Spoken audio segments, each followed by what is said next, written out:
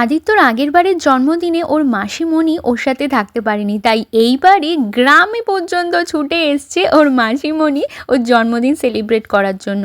রাত তখন 9:30 বাজে। আমরা গেটে আওয়াজ পাই, এই মোমো আমি এসে গেছি।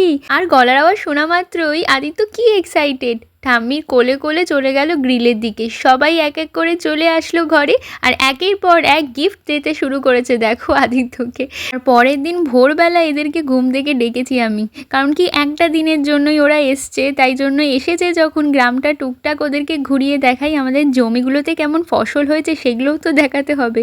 ওরাও কুমড়ো ফুল তুলে খুব মজা পেয়েছে জানো। এইদিকে আদিত্যকে স্নান করাবো বলে আমাদের যার বাড়িতে অনেক গাঁদা ফুল ছিল সেইখান থেকে বেশ কয়েকটা গাঁদা ফুল আর কিছু জবা ফুলও তুলে এনেছি। তারপর ছাদের ওপরে গিয়ে যেখানে ওকে স্নান করাবো সেই জায়গাটাকে সুন্দর করে সাজিয়েছি।